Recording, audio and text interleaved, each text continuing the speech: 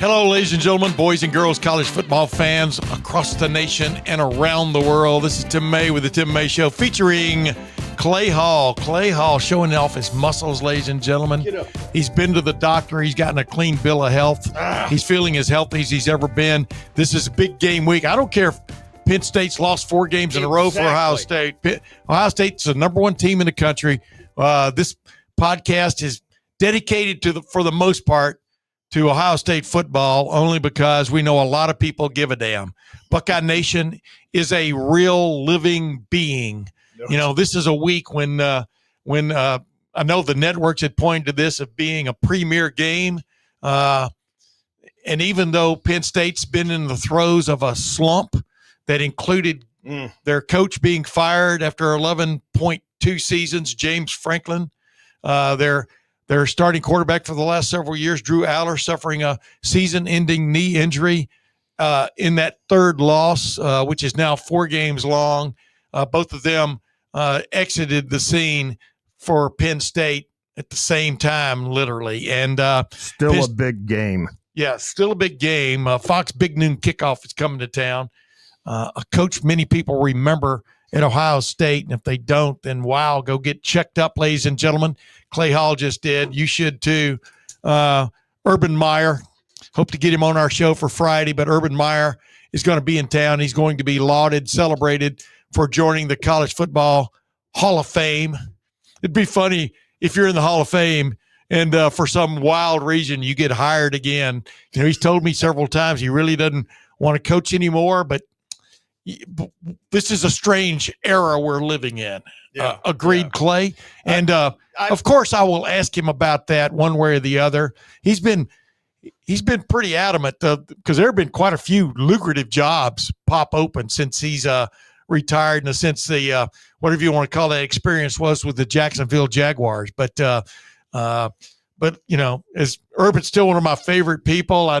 As you know, you heard Johnny Dixon talk about him last week. You know, man, maybe doesn't sit well with some people, but man, when Urban's in your corner, you know, it's a pretty damn good corner you got going for you. And Johnny Dixon benefited from that. Urban Meyer rescued Johnny Dixon's football career just when it looked like it was over.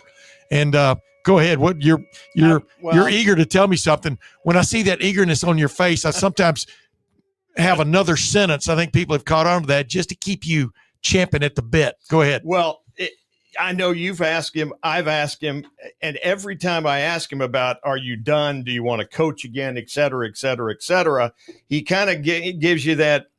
It's never 100% slam dunk. Well, yeah, but that way he's not lying to you. Bingo. And so there's always a 5, 10, 15, 20% chance that he is intrigued by what's going on right now. Here's the thing. Especially with the 3 premier jobs that are open right now, along with 15 others or whatever it is. Yeah, we're almost at 20 now. I mean, Penn State, LSU, and Florida. Are you kidding me? Right. All 3 open at the same time. If you ranked them in order, it'd probably be LSU, Penn State, Florida in that order, my opinion, because Penn State has been damn good for more than half a century. Right. I would agree with you there. And Florida has been really good and then not so good. Under Spurrier and under Urban Meyer, they won their 3 national championships. It's really funny to me how Florida, Steve Spurrier seemingly celebrated much more than Urban, even though Steve Spurrier, and he did. He gave him that national championship way back when. But Urban won 2 in 3 years. Bingo. I mean, that's coming in like a cavalry, you know what I mean? And just slashing and burning and taking care of business. Right. And Urban, just, you know, I think Urban's problem probably, you look back on his coaching career, if that's a problem, he didn't stay anywhere very long. Well, I noticed, I read something the other day about he was intimated to people or just himself that, hey, he's 61 now, but this was at 55, I'm good. At 55, I'm good. And after the, 7 years, he felt at Ohio State, he's ready to move on. 6 years later, can he step back in? Well, he did dabble in the National Football League True, for but half a season. it's almost like I don't. Well, I know it's like Nick Saban at Miami. Who remembers him? Who remembers Nick Saban being the head coach of the Miami Dolphins except Nick Saban? And we also, the segue is him denying he was going to Alabama, even though most of the insiders believed he'd already made his deal. And then all of a sudden he went to Alabama. So, never say never, like you said. But, I've been around Urban a lot, over the years. Heck, I knew him when he was 21 years old. And when he was a GA at Ohio State, and didn't know him, closely, but I got to know him a little bit. But the point is, I just keep telling people, I think Urban is in the best place he's ever been as an adult, meaning I think he's satisfied to a certain extent with what he's put on paper. Mm-hmm. He's one of the winningest coaches, Hall of Fame, percentage-wise of all time. Like we said, he's going to be in the Hall of Fame. I think he's going to ring the bell Saturday. Have you heard that? Yes, he is. So he'll have to leave the big noon kickoff set a little early. I'm sure they'll follow him all the way to the Belfry in the southeastern tower. They will include that of the Ohio Stadium. But absolutely. I'm going to give him the same advice I gave John Cooper. Make sure you let go of the rope. But anyway, but you never know what yearns. You never know what itch. I get the idea Nick Saban is done. Nick Saban is 13 years older than Urban too. Bingo. Or 12 or 13 years older. I mean, Urban would make sense from Kurt Signetti went to Indiana when he was 63. Urban's only 61. He's 10 years, exactly 10 years younger than me. So I don't know. I like what you said. All of it's correct. But right now, he's not blowing a whistle. He's not in the face of a player. He's not bringing that juice that he talks about to a team. And you know what else he's not doing? He's not begging people to stay. He's not rearranging the revenue sharing the revenue sharing quotients from player to player now when it comes to what they can share just from the university, from the $20.5 million minus a few other sports, maybe 16 million on the football team at Ohio State, maybe 16.5. He's not having to deal with that. He's not having to deal with lining up people for the NIL. He's not having to deal with, as he called them, third uncles who show up out of nowhere and suddenly are part and parcel to a player's future and well-being, end quote. Sure. He's not dealing with agents. Right. Agents are now, because every player, half of them have an agent, right? Well, maybe more than half. If you're smart, you have an agent, right? Instead of just trying to maneuver everything yourself. I don't think, that not only do you have to learn that takes some getting used to, not just learning, but takes some getting used to. Oh my! And so I don't know why we went off on that tangent. Because a guy who clearly, and hopefully we'll get Urban, get a few words with Urban one way or the other, headed into our Friday show, our Friday Spectacular. Yeah, headed into our big one. Our Friday Spooktacular, since it's going to be on Halloween, October 31st. Yeah, our Friday Spooktacular. But it'll be interesting. It's always interesting catching up with Urban, no matter what. But speaking of Spooktaculars, Ohio State's had two off weeks this year, two open dates. The last of those was last week, and Ryan Day, I think it was Dave Holmes from Channel 6, your successor at Channel 6. Man, did he step into some huge shoes there. I thanked him for his question, and to be honest, it felt like that was a question I would ask. It's a little bit off the wall, but Tell me about Illabuck. Tell me about Illabuck. It got a good. I'm just messing with you. It got a good response. Yeah, but well, of course. I mean, it was like, because Ryan Day is a human being, man. He has a family. He loves his family. His family was basically his bastion last year, near the end of the regular season at the end of the regular season when all hell was breaking loose, and to see them embrace after the national championship game and the victory was special. But Dave Holmes said, "No, I don't know if this was AI generated, or did you actually go to a corn maze last weekend? You know, when you had one day off. You know, because I think Ryan forces himself to take 2-3 hours off every now and then." Because he says he's waking up earlier every day. When you know you got something going on, man, it's hard not to get there shut it off and get in the middle of it. But 2 or 3 hours he took off and went with his family to a famous corn maze. I think it's out on the east side of town. I may be wrong exactly where it's located. I would give the name, but in my crack research for getting this, for loading up this video, I forgot to find out what the I think it's Darby Creek. Darby Creek is what I. Well, that read. would not be on the that would not be on the east side. That'd be on the west side, but probably. But because since we play Darby Creek Golf Course out there south of Marysville, one of my favorite public golf courses in Central Ohio. But I digress. By the way, did you know that the guys? I know you know this. The guys that own the Ridge Golf and Gardens own Darby Creek now. I certainly do. I didn't know that till the last time I played at Darby Creek. And as a part-time employee of the Ridge Golf and Gardens. There you go. Well, that's right. You're an employee. Yeah. Hey, start, stop. You're that guy. I could have scooped you on that. Maybe I did. Hey, have you ever rode out on the golf cart and harangued some people for being too slow? Oh, yeah. Okay, good for you. I'm a starter/ranger. Ranger. And there are times I'll get a call from the boss, go to 16. We got some knucklehead trying to do such and such. Yeah. I told her, I'm not really a bouncer. I'm not. Clay, this is part of the gig. Yeah.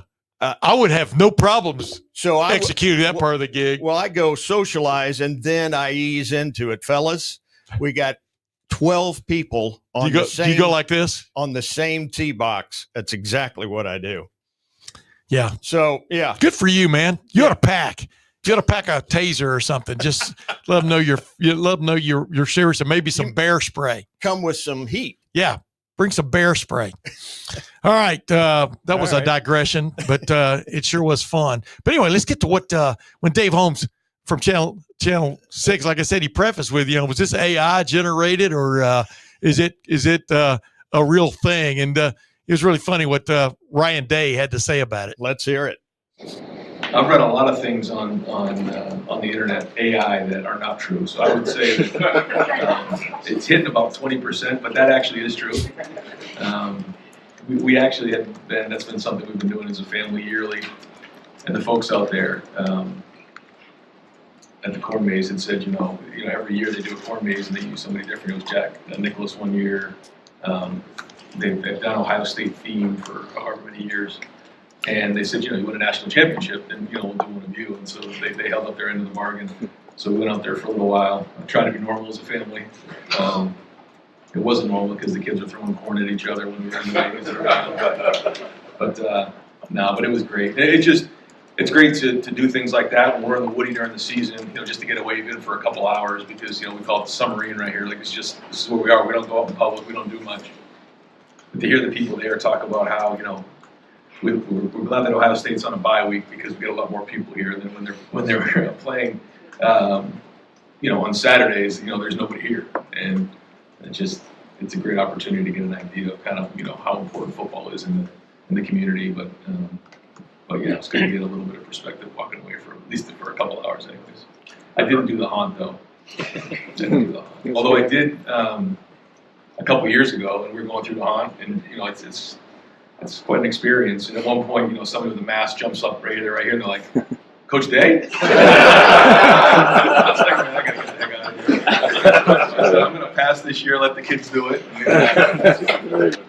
That was really funny. That guy might have thought Coach Day. There was a Ryan Day mask going around. Yeah, It's the hottest thing in Halloween costumes. By the way, I left him larger on the screen than you and I are now because he's a kind of a handsome man. I mean, he looks better than me. Let's put it that way. Not you. Oh my goodness. Not you and your clean bill of health. Oh yeah. But it is pretty funny because talking about that submarine thing, I was literally having that thought. I was going to ask a couple of coaches about this when we got the chance, but I'll just throw it out there what my thought was. Mm-hmm. These guys all rise before sunrise, right? Oh, And yeah. the big poll I would like to have is how many sunrises do they actually see? Yeah. Because they get to the office before sunrise, most of them, and they're, like he said, in their submarine, getting ready. Wait a minute. What happened out? Submerged. What happened in Somalia? You know what I mean? What right. happened in, and whatever. I mean, it's they're submerged, getting ready for games throughout the season and stuff. And they do see some sunsets even on the practice field, obviously, as this time of year with the, especially when now we're going to be going back to regular time in a week and a half. Not daylight saving time. It'll be getting dark on the practice field. A lot of their practices are done under the lights. So it's just an interesting lifestyle. And it's not for everybody, but imagine, everybody told, well, they're getting paid, yeah, they're getting paid a lot, but that's not it, man. The passion and there's also this passion. You're dealing with an eagerness and an anxiety all at the same time. The eagerness is coaching, working with young people, getting ready for a game. The anxiety is, have we covered everything? What happens if this happens? It's unbelievable because you only get as much as time as they spend. You only get so much time with the players. Even if the players take extra time, it's only so much time to try to just pour knowledge into their brains before a game. Don't you think that's the life you probably led? At least I did. Yes. Always feeling a little bit of pressure, but tremendous fervor, excitement. I got this story lined up. I'll go up here. I'm going to turn it. I'll get it on the 5 even. It just never ends. And I thought it was going to end. And then you called me and I'm standing in my daughter-in-law's front yard. Really? You said, Clay, I think we ought to do this. Yeah. And I was like, well, yeah, I kind of want to. Yeah. We picked up a couple of gigs. Right. So, and so you might have made more money mowing the yard, but mowing yards. So maybe you should have followed up with that. Or rangering.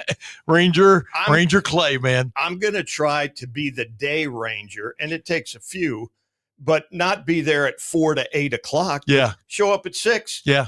Out of there at noon. Play around. Go home. Here's one of the conundrums that he and his coaching staff are dealing with right now, and he addresses this. I mean, you've got a running back room.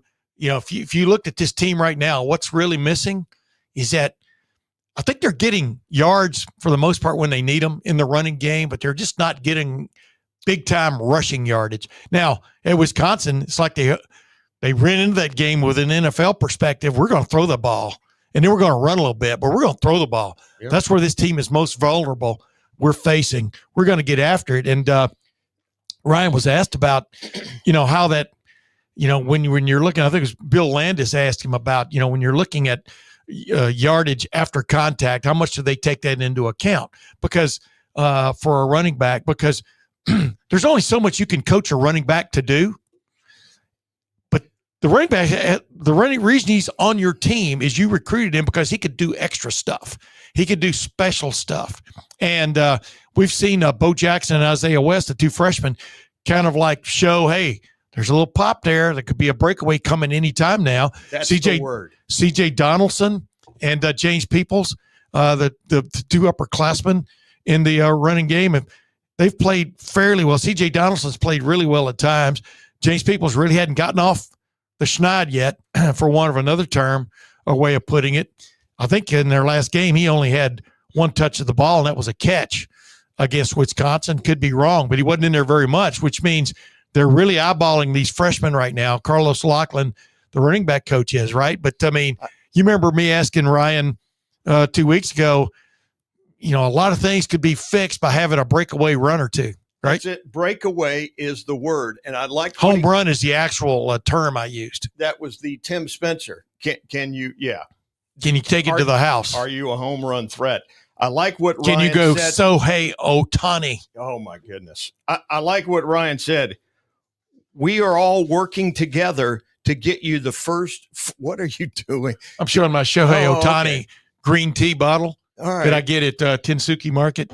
And maybe he's going to say this in our soundbite here. we're working to get you the first 4 yards. Yeah. After that, you got to use your talent, your moxie, whatever it is, to extend, to get to the next level, to get, perhaps a house, Yeah. Well, let's see what he had to say.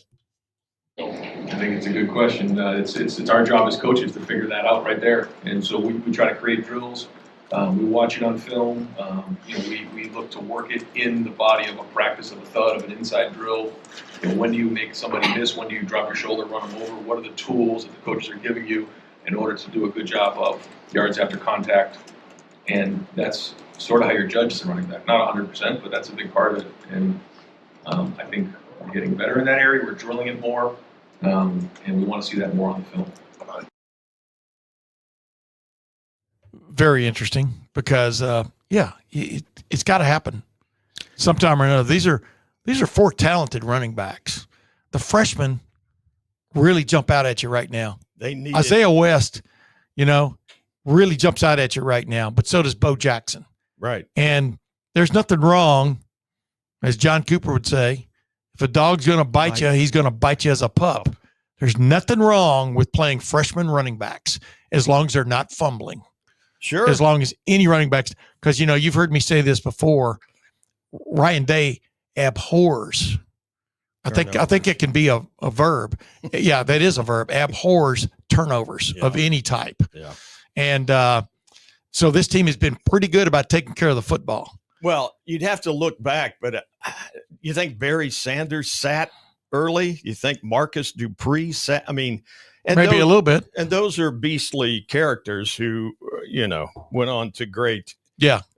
Certainly Marcus flamed out a little bit after college, but I'm with you. Those other two have jumped up there a little bit. And right now it looks to me like, and I thought Bo Jackson had some escapability, some wiggle, whatever it is, but Isaiah West is impressive in very small samples. Absolutely. Well, let's go to this. I mean, because this kind of leads into like the nut of what, this week is all about. It's Jim Knowles' homecoming. That's right. But it was more of, what do you learn? I mean, what does he learn? And what has he learned about hiring? I'm talking about Ryan Day, because obviously it was kind of like left in the lurch to a certain extent, although that's the way. We saw it coming a little bit, but left in the lurch when Jim Knowles abrupt, as he used the word abrupt.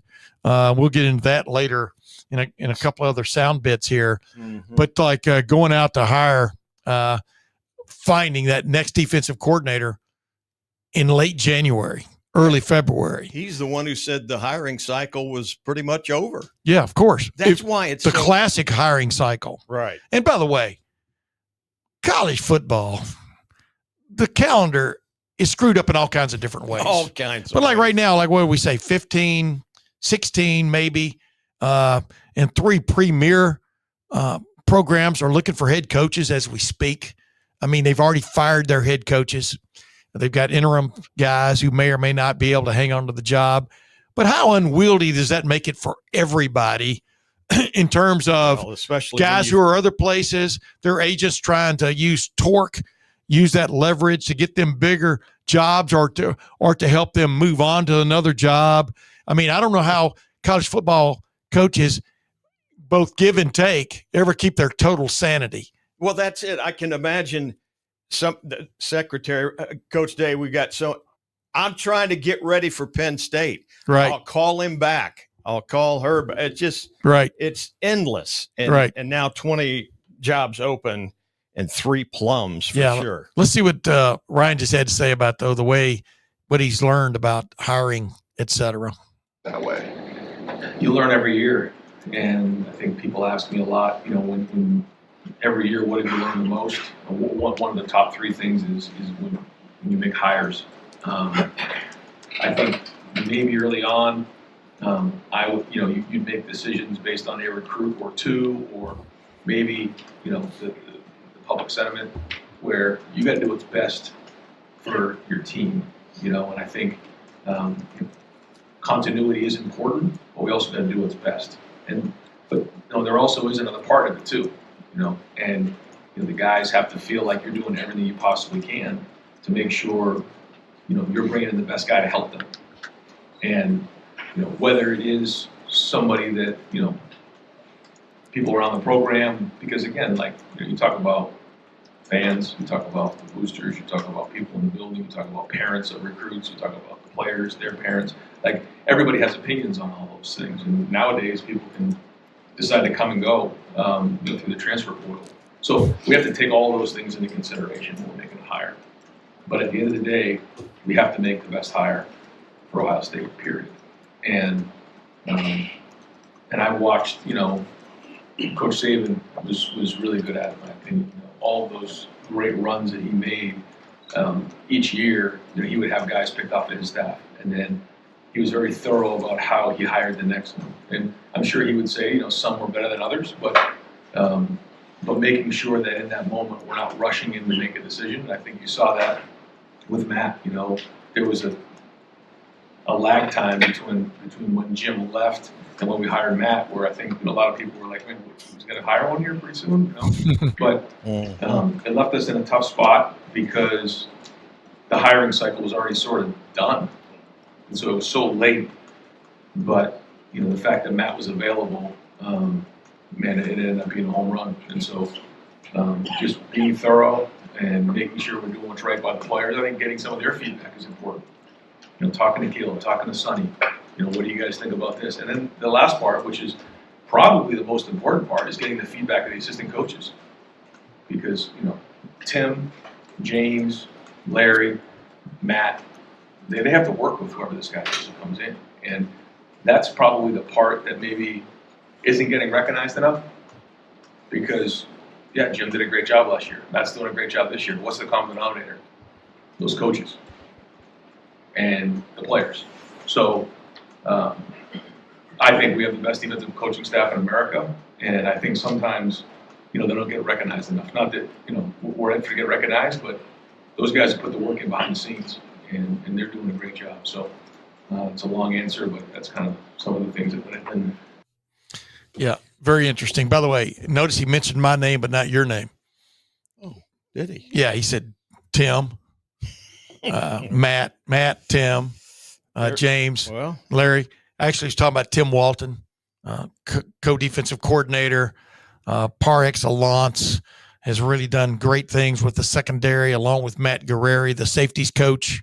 I got a question for you. Well, wait, let me finish. James Laurinaitis, threes, as Bo Bishop calls him, linebackers coach. And, of course, Larry Johnson, who every year, this time of the year, has a chip on his shoulder when it comes to this game because he was at Penn State for a very long time, got passed over in terms of consideration for being the head coach there, moved on to Ohio State when Urban hired him, 2014 after Mike Vrabel left, 2014. And I think, help me if I'm wrong here, let me do the math here.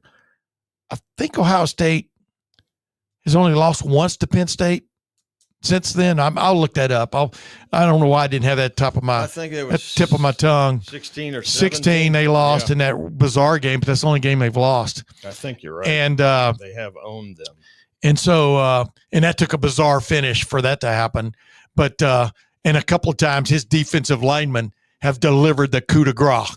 2014, the shove sack by Joey Bosa, 2000, whatever year it was, when Chase Young looped around and they ran the zone read option, but not really. They handed off to the running back, and Chase Young smothered him in the backfield. One of the several stupid calls that Penn State could be counted on making during the James Franklin era at crunch time in big games. Not that I'm saying James Franklin made the call, but it's just uncanny how that happened so many times, especially against Ohio State. But very interesting. And I want to ask you this before we move into this next cut. This is an interesting thing. We're lauding Matt Patricia right now. I mean, Ohio State's number one in scoring defense in the country, the ultimate stat for defense, and number one maybe in total defense. I haven't looked at all the stats here this week and stuff, but playing at a ridiculous level, getting lauded by every expert known to man. What's your take on that? Well, it makes me wonder, was it connecting the dots? Was it Ryan going, Matt Patricia, I'm going to give him a call? How he got to Matt Patricia, who was just, once you're out of the game a little bit. But anyway, I think if things had gone Matt Patricia's way, he would be in the NFL somewhere as a defensive coordinator right now. That's right. He didn't really get the offer afterward. You know, Right. like Chip Kelly ends up with the Las Vegas Raiders. He wanted to get to the NFL the year before, and nobody hired him. I'm talking about Chip Kelly. Then he goes to Ohio State and national championship. Oh, this guy is pretty good. Oh, yeah. This guy is really got it. He's pretty good. Mm-hmm. I almost said got. Mm-hmm. Mm-hmm. As those saying, got damn good. Yep. Not the other word, but got Easy. damn good. Mm. And now, of course, people in Las Vegas are going, wait a minute, where's the offense? Yeah, what happened? So, be careful what you wish for. But then again, he's getting paid very well. Everybody's getting paid these days, right? yeah, But enormous. but the bottom line is, Matt Patricia didn't fall into Ohio State's lap, but sort of did. And boy, if you're out there and you're an assistant coach looking for a job, a defensive coordinator, and you look at Ohio State losing 8 starters from last year, you go, wait, well, I don't know about this. Yeah, they were the number one defense in the country, but their coordinator left, and so did the lion's share of their starting lineup. But if you really study it closely, Ohio State had a bunch of guys coming back who are highly rated, played a lot last year, and you got Ryan Day. I think he lets the defensive coordinator pretty much do his thing, right? For the most part. Although we know middle of the season last year, Ryan stepped in there. He jumped in because Ryan Day is now a head coach. He's not an offensive coordinator who happens to be a head coach. That's it. And so great move. But great move by Ryan Day. I remember texting him when that was bandied about, it was about to pop. Great hire. I think it was a great hire, not a good hire, a great hire. Now, as he points out, we'll just go right into this soundbite. As he points out, yes, it's been really good so far. As he said, home run in that previous soundbite, but still got Matt Patricia. The team's not even quite the second base yet. No, in that analogy of a home run. And as he points out, the toughest challenges are yet to come if they indeed get to where they want to go, which is getting into the college football playoff, which would add 4 more games to their season or 4 more bases. Yeah. Well, it would if they get to the Big Ten championship game, that would be 1, and then they would get a bye if they get there, because they'll probably get a bye in the first round, and they would play 3 more games to win a national championship. So either way you cut it, you're going to play 4 extra games, maybe 5 if you get to the Big Ten championship game and lose. But I digress. Let's get to what Ryan had to say about that.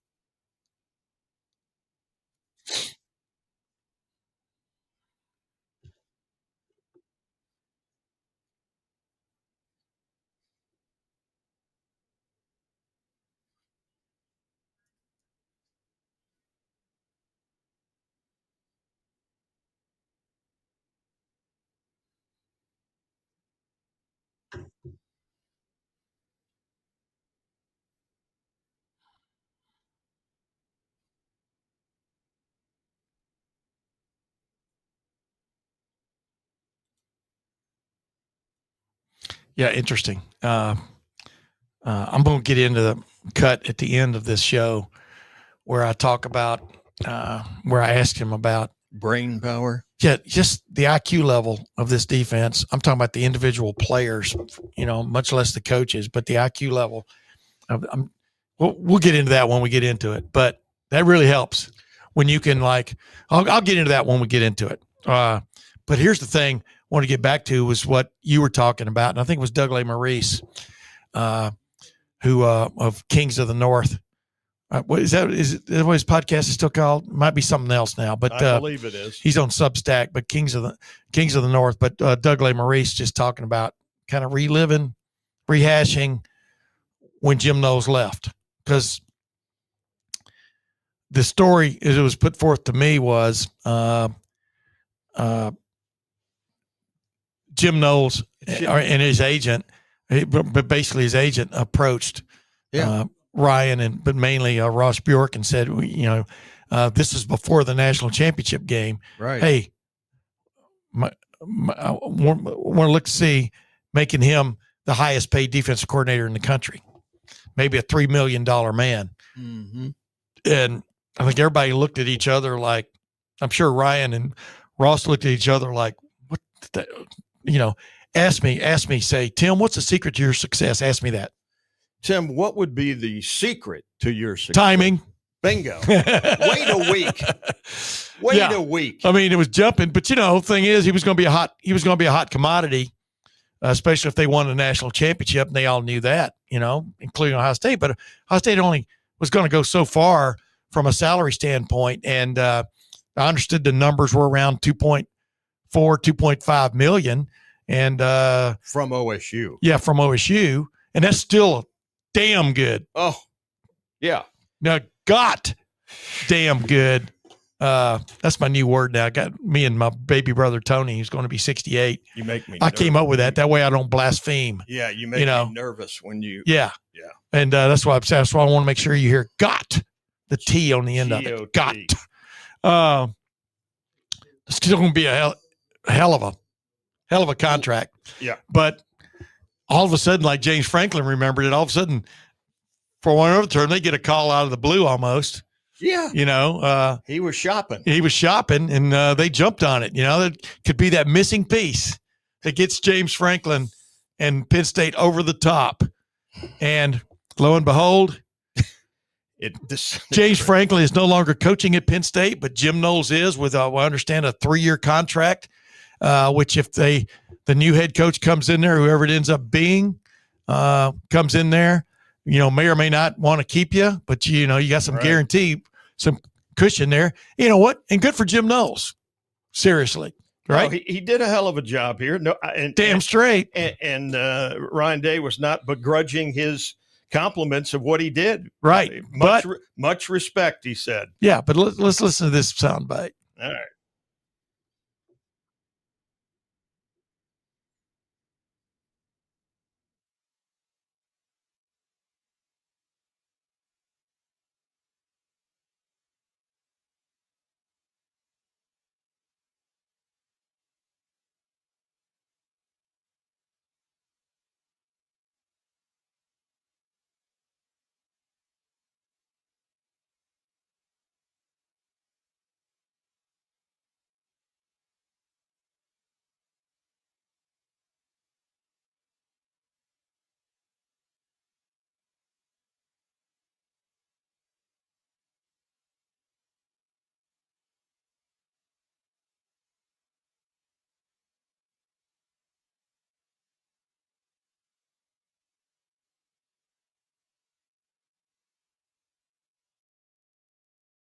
Very interesting way he finished that. Yeah. Yeah. We're all human. Yeah. I mean, of course you take it a little bit personal because just like when Tony Alford suddenly left and went to Michigan, and well, that was in the spring, right? Yeah. And like last year in Carlos Loughlin, they bring Carlos Loughlin in from Oregon. And Oregon had to be kind of upset about that because suddenly they were going to be playing each other next year. Ended up playing them twice. First one was a 1-point win by Oregon at Oregon. I still say Will Howard got down and Brandon Ennis was calling a timeout with 1 second left, but they didn't review it because the fans had stormed the field. The fans are on the field. That was very much a shortcoming by the Big Ten officiating, in my opinion. Should have at least reviewed. Wait a minute. Should have at least reviewed it. But anyway, I say it every time I get the chance because, no excuse for that. I don't care how many people are on the field, including that wacky, quacky duck. But the bottom line is, and then Carlos Loughlin. And now, Carlos Loughlin, I'm not sure where this still is. I don't think it's been settled yet. But then Oregon has held Carlos Loughlin to a buyout of his contract that they say was an agreement where he would owe them $400,000 if he left. And I think the Carlos Loughlin's group, agent, whatever, tried to settle that in it to no avail. So, it's still hanging out there. But, Carlos Loughlin, one of the more interesting people I've ever met. And I mean that in an extremely good way. Yeah. Not that we are both Alabama natives has anything to do with it, but I think it helps. He gets me. I love talking to the guy. Yeah. He just, the intensity is always on display along with his muscles. You don't ever mess with a guy who's intense and has muscles. Sometimes I'm intense. That's a big. I got half. That's a tough combination right there. Yeah, but the bottom line is the way, it's the way the Tony Alford thing left a sour taste in some people's mouths, and of course, Michigan didn't have a great season last year, but they did beat Ohio State. Yep. And salvaged. Yeah. So it makes the rivalry with Penn State makes the rivalry with Ohio State with Michigan more personal. No really, doubt. When you feel like wronged is not the right word, but if you remember correctly, Ryan Day hired two guys from Michigan when he took over Ohio State, took over the reins. So, like he said, and everybody thought that was the slyest thing. That's modern college football, as he pointed out. But but the interesting thing, let's just go right into that, because obviously these openings, they're not only going to be 15, 16 new coaches as we speak. There are going to be more guys get fired by the end of the year, you got to think. By the way, it's looking more and more like maybe Luke Fickell won't be one of them, but we'll see. Right now it appears to be trending up for him. Well, when their big money donor says he has faith in Wisconsin's athletic director, who has faith in Luke Fickell, that's right, who they just re-upped to a contract extension in the offseason this past year, you would think that portends well for Luke, unless they just get embarrassed. They did not get embarrassed last week. No. A lot of people thought that was going to be the coup de grace, going to Oregon after getting shut out 2 straight weeks at home by first Iowa and then Ohio State. Didn't work out that way. They did score a touchdown. I think that might have become, at least for briefly, a statewide holiday in Wisconsin. They finally scored another touchdown. But I digress. But the bottom line is you put a lot into bringing a coach, into finding the quote right guy, you think, and why not at least see it through? And look, obviously LSU doesn't feel that way. Penn State doesn't feel that way. Florida doesn't feel that way with Billy Napier, and he was hanging by a thread.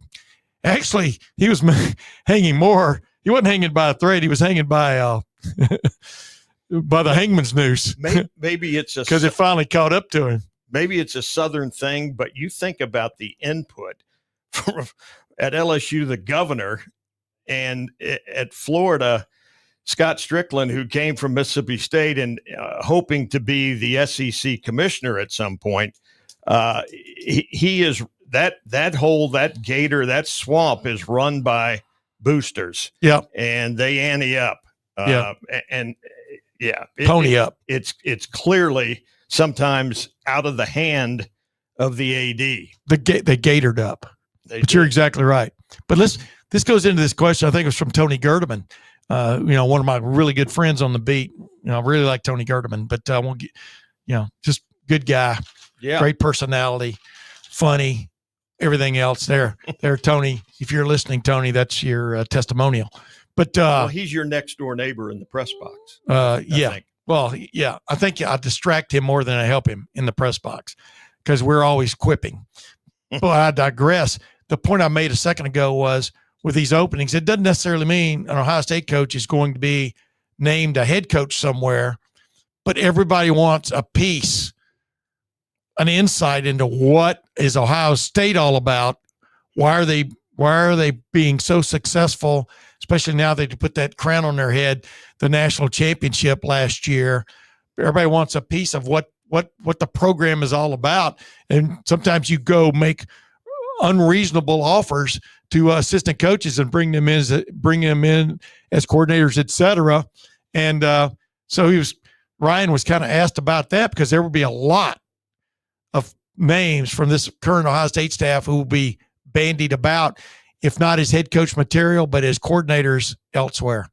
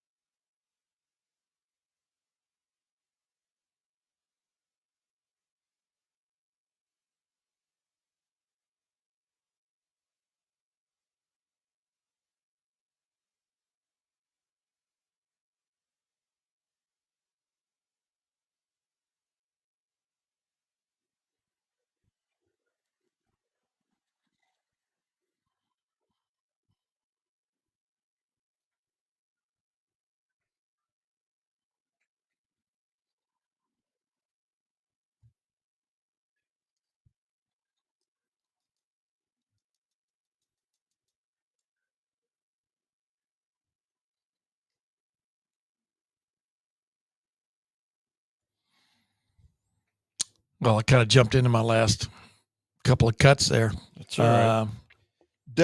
But it's funny how you morphed that question into a Pepperelli moment. Yeah, you did. Fans have got to be there. This isn't a whiteout thing or scarlet out thing, but it is a thing. I don't believe you have to juice up games like this. No. That's why I've always thought Penn State kind of, was wrong. I mean, because the whiteout gets the other team going as much as it does. I mean, that's what right. They lost their whiteout game this year to Oregon, right? That's right. I mean, people don't understand modern athletes. They thrive on atmospheres like that. A lot of teams love going on the road to shut up the fan base. Nothing better than people who are in your ear from the time you wake up in the morning, sometimes with fake fire emergencies to the hotel and stuff.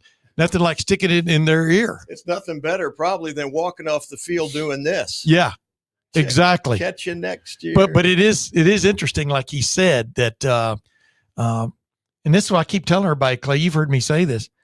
I'm telling you, you're going to look back 20, 30 years from now, the last couple of decades, and really, if you go back to the 94 and on, has been the golden era of Ohio State football. I mean, yes, Woody won 3 national championships, 5 if you count 2 that are kind of nebulous, which the school does, which I don't. Mm-hmm. But yes, Ohio State has won 3 national championships since 94, 2002, 2014, and last year 2025. Right. But the product they put on the field year in and year out over the last 2.5, go back that far, 3 decades of time, has been incomparable from any other school in the country. Alabama had that great run under Nick Saban, but in the late 90s, and early 2000s, it was in search of itself.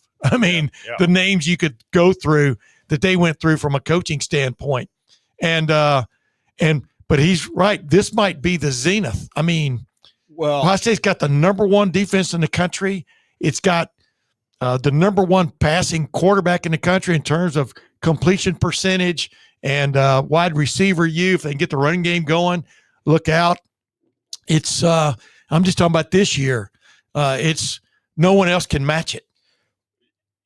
yeah. Why not? If you're a part of it, boy, get every bit of it that you can. Enjoy every bit of it as you can. Whether you're an assistant coach, an assistant equipment manager, an assistant trainer. I was going to say assistant one more time, but that's getting redundant. What do you enjoy it? Attribute that to hiring. Hiring you for sure. Didn't make a mistake when it came to the head coach. But it's not just hiring; it's hard work. Oh, sure, it's hard work. Development, because all of Ryan Day's hires have not been home runs.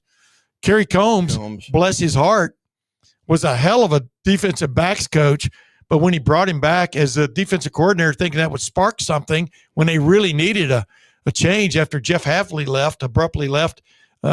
Who was a great hire. 2019. Yeah. Part and parcel. That was a great defense. Woo. And then, boom, he's gone to Boston College. Of course, now you see he's in the NFL. Green Bay Packers. Because Boston College was not getting his act together in the NIL transfer portal era. But when he did his research and hired Jim Knowles, which turned things around, took 3 years to really get it going, or 2.5 years really. And then last year, and then this year now with Matt Patricia, I mean, his hiring zone is par excellence. I want to ask you something. When and Ohio State assistants are always in great demand, and one of them is out there now. But you wouldn't. I mean, they owe it to themselves, do they not, to take the call or do an interview or get in that strata where they feel more comfortable, so one day they will be ready to, have a home run interview or whatever it is. I don't begrudge them that. And I know Buckeye Nation is like, this guy can't leave. That guy. Loyalty. Yeah. Well, I asked Ryan about that. I mean, I asked Ryan more of what is the protocol? What does he expect? Yeah. What does he expect from his coaches when they do get contact? Man, I remember him his first year here. Well, actually, it might have been. I'm trying to remember exactly. When did Mississippi State hire a head coach after 2017 or after 2018 or maybe both? They've had four head. Your beloved Mississippi State. Mike Leach passed away. They are now on their fourth coach. No, I'm talking about back in 2000. In that realm, who did they hire? Might have been Joe Moorhead. Could have been after Leach, they had kind of an interim, and then they made him the See, I thought coach. that would be snap right in your head, but now you're going through the roster again. Yeah. Bottom line is there was definite interest in Ryan Day from Mississippi State back then. I remember asking him about that. And see, Ryan, I like dealing with Ryan. He doesn't keep anything. He's not secret. He doesn't keep anything secret. He wants to know if he can trust you first when you have a conversation with him. Sure. But I've liked Ryan for all kinds of reasons. Number one was just the big change he brought to the passing game when he showed up in 2017, which was apparent from the first game on and around down the line. But he's like he points out. Well, let's just play this clip. He points out, you're going to get contacted. If you're part of a big-time organization that's doing great things, you're going to get contacted. And he's experienced that himself through his coaching career. So let's see what he says.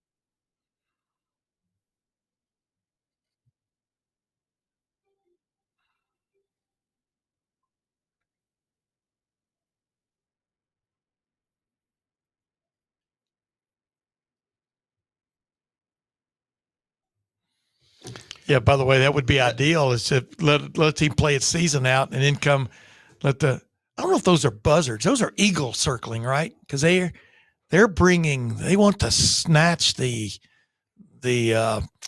plum. I had them over my head yesterday trying to cut down. They want to snatch the big fish. Right. And I said, is somebody dying? Am I in trouble here? I mean, there was like 20 hawks and buzzards and turkey buzzards, and man, I want. Yeah. Yeah. Well, you know what? You kind of jumped on my analogy and then you kind of left it flat there. I mean, because the bottom line is what I'm pointing out is that, there, as I was on a radio show at the end of last week, we were talking about the jobs that are open. And the thing is, who is that one hire you got to have? Like when you make the pool is only so large in terms of probably guys that can get the job done, that have proven it as head coach or as head coaches. And when you have a Signetti take himself out of the running, for example, to me, it's like the more schools that fire their coaches, the more fishermen there are on that small pond trying to catch the biggest fish in the pond. Well, there's people at Mississippi State, get rid of Levy. Well, who are you going to get? They're not getting rid of him. You're 18th in line to hire a head coach. That's not. If you don't see the progress under Jeff Levy in one season, you're not paying attention. I love the Jim Tressel quote, and he used it more than a few times. Be where your feet are. Yes. Take care of your business. Yeah. And you will be rewarded. Yes. Somebody will find you. I think that's. And that's so prevalent in the TV industry that I was in for 35, whatever. Yeah. Everybody's making tapes. I got to get to Phoenix. I got to get to this. I got to get to that. Network. Yeah. And Tim, I'm not the best schmoozer. So I wasn't the best networker. I was like, I'm going to just, I'm going to outwork you, son of a gun. Yeah. And you did, by the way. And as the local TV sports was dwindling, I mean, we had 7 people when I got there, and then I was the last man standing. And I was like, you're not taking my gig. My family likes it here. Yeah. So I'm going to give you so much content, you'll never have an opportunity. Anyway, I get fired up about that. Put on more coal, man. Put on more coal. You're the steam engine. Let's go. Yeah. Well, hey, jumping back to what we were talking about earlier, though, about the defense and stuff, and here's the thing. I've always said one of my favorite sayings, you'll hear me say it a million times as this show progresses too. I would love to have been Jesse Owens' track coach. Fastest man in the world. I've heard that. The fastest man in college, the fastest man finally in the world. I would love to have been his coach. It would have been a takeoff from Forrest Gump. It would have been run, Jesse, run. He's run, Forrest, run. I think I've heard that 5 times. But you benefit as a coach so much. Yeah, you got to have knowledge, but you can be the smartest guy out there with the greatest plan ever. You've reinvented the wishbone into the tailbone or something.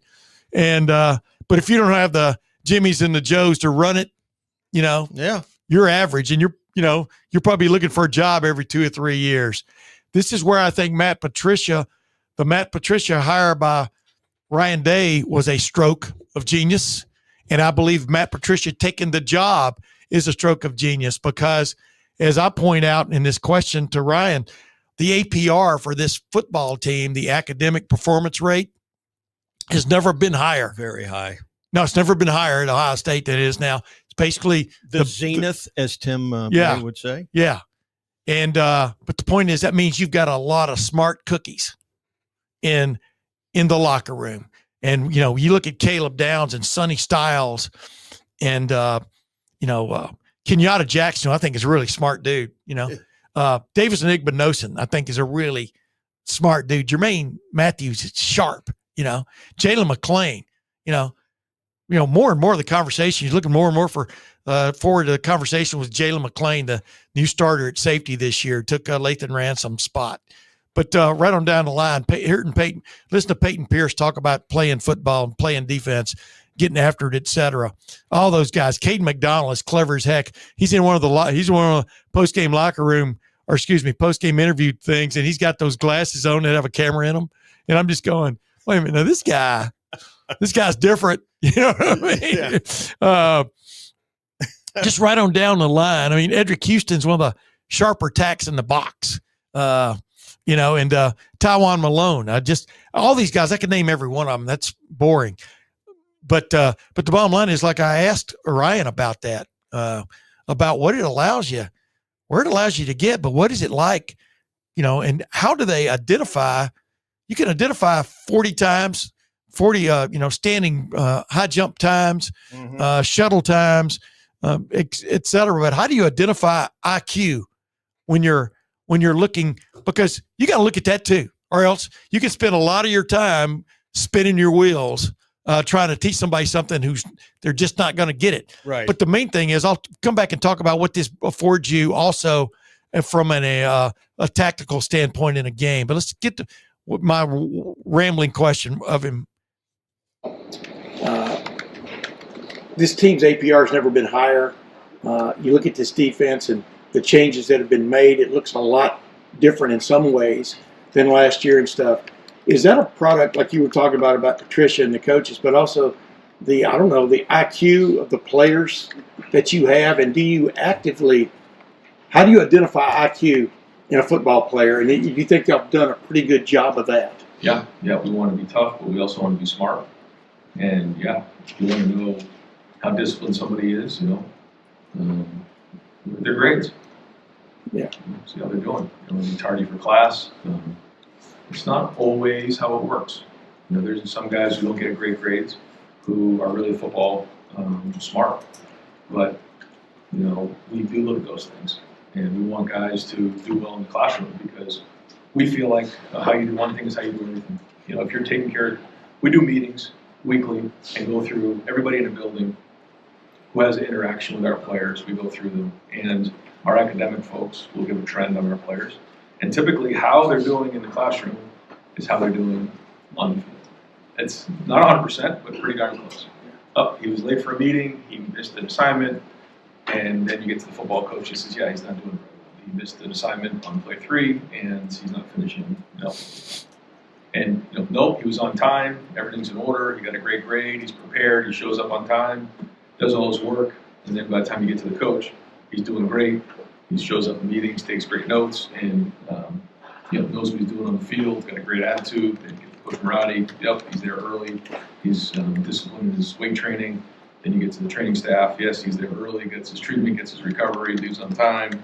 Gets good to work with in the training room. Like all of those things are usually aligned, and that's what we look for in players. Guys that understand that they need everybody in the building, and I think it's the player's job to make sure that they endear themselves to everybody in the woody. And it's our job to make sure that we surround them with the best of the best and to try to build these players up to maximize themselves. And so all that goes into play to make sure we're bringing the right people. Very interesting. Can I add? Dude, it takes so much. Let me throw Right. It takes so much to put together a football roster. Number one, just a roster. Takes so much more put together a roster like Ohio State's got right now. And by that, of course, the lazy man's explanation is because they have great NIL deals. Right. They've got a lot of money. Well, so do a lot of other places. But it takes so much effort to put together a roster like this from the Mark Pantoni and his staff, the general manager of the group now, and then all of the coaches that we just talked about, and then those coaches' assistants to just, what is this guy? Is this guy going to be right? Is this guy going to be right for us? This player, but then you got to have a backup because we know in football, only one play at a time is guaranteed, literally, whether you're practicing or playing in games. And so by roster, I mean the depth of a roster. And like I said, the last couple of seasons, the roster has been about as deep as I've ever seen it at Ohio State. I thought back in the 70s, Woody's teams in like 72 through 75 and even 76 were ridiculous rosters. And it gave you that backup who would come in and play as hard, if not harder, than the other guy and play with just the same amount of smarts and pop. And so that's, yeah. Who knows? They may go out there and get upset on Saturday by Penn State. I don't see it happening. I don't see it happening at all. But my point is, you never know. No play is given. No day is given. Pardon the pun. Yeah. And no result is a given, because you still got to go out there like a boxer and take care of business, whether you're fighting a tomato can or you're fighting Mike Tyson. And so that's the point. That's the challenge, is like Ryan Day, and I think his staff with Mickey Marotti, the strength and conditioning coordinator, whatever his title really is, have just done a great job in the entire realm of putting together a roster, developing that roster, developing the person that is the name in that roster, and it comes back and it pays you back big time. That's it. And, you've heard of developmental programs. Dan Mullen always said that about Mississippi State. We take 2 stars and we make them 4. Ohio State doesn't rest on its laurels on signing day. Hey, we got 12 5-stars and 6, Yeah. They don't rest on that. They develop. And sometimes you don't see great or top programs or well-financed universities do that. And they make sure they take you from 4 to 5, or they take you from 3 to 4. The thing I just wanted to throw in, I just loved this a couple of weeks ago during the Ryan Day lightning round on a Wednesday, when he was talking about DBs and guys in that room. And we know IGB, Davison Igbinosun, struggled there a little bit, more than a little bit, with pass interference calls last year. I don't know if he's smartened up, but at the end of his comments on IGB, Ryan Day said, I'm not sure that room was like that. And I think he was pointing to tenacity. He was pointing to attitude, energy. And if you've got the smarts and you combine it with the motor that he obviously has, I think he's made a more of an impact perhaps than the rank and file see. Yeah. We'll leave it at this too. Bottom line is, Ohio State doesn't look at you unless you're a hell of a football player. That's right. Number one. That's the first part, of looking at a ball player. Then you send people to get to know, by phone calls and things like that. Kerry Combs, remember him talking to the janitors? Yeah. Custodians, janitors, support people, not necessarily at a school, not necessarily their teachers, but the people that they might interact with. Yeah. How are they treated? Which is what Ryan was talking about there a while ago, talking about everybody in the building has some input. Probably Sean Perkins has some input on what has been your interaction with this player, blah, blah, blah. Is he a good person? Now, as Woody was so fond of saying, the woods aren't all filled with choir boys. That's not necessarily what you want. I'm telling you, on the defensive side of the ball, you just got to be, you've got to be daring do. You've got to be willing to hurt, because to put a hurt on somebody else, it's an offensive players, especially a skill players, bent in life is to avoid getting contact, right? Unless he has to run over somebody. A defensive player, his whole life is built on getting to the scene on time and making the other guy pay for trying to gain yardage on you. Ferocity. 2 different mind frames, in my opinion, for the most part. Rarely do they mix. Although I think Jeremiah Smith has got some of that in him, and Carnell Tate's got some of that in him. And definitely be a big-time running back, you got to have some of that in you. Yeah. But the bottom line is, the way they put all that together and put together a roster, to me, is crazy. And I think it's okay. I don't call it rat poison to point out obvious things. Okay. Ohio State's on an 11-game win streak after losing to Michigan last year. It won its last 4 games, and the college football playoff first ever expanded to 12 teams, college football playoff national championship. And it's won its first 7 games of the year. Some of these games coming up are going to be harder. if not as hard as any game they've played so far. Yeah, I even include the Texas game in there only because Texas hadn't found itself, still is looking for itself offensively, in my opinion. Your boys couldn't take advantage of it at Mississippi State. And Arch is out now. Arch is out now. Still in concussion protocol. But the bottom line is, if you want to play till the middle of January, the challenges are going to get much tougher.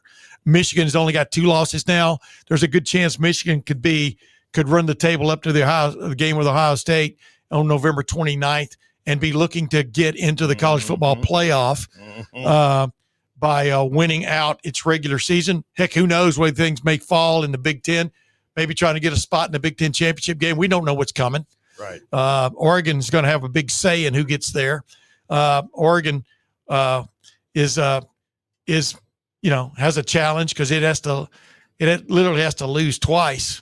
It's already lost once, but it literally has to run the gamut too to have a shot at going to the Big Ten championship game, you think. So the point is the challenges are going to get larger from now. But this is an Ohio State team that I think, correct me if I'm wrong, every week they've shown up business-like with an edge. Not just trying to, like you say, a businessman, a salesman comes into your office, he's trying to sell you something, but he's got a little bit of an edge to him. Like Tommy Boy when he finally figured out that edge. You know what I mean? Yeah. When he's trying to sell fuel filters or oil filters, which is really about a quality product. Yeah. So that's what you're looking for Ohio State to face these challenges. But I think they're right now, as we look at this team, they're in good stead to face those challenges. What's your take? Yeah, they've done nothing to disprove what you just said.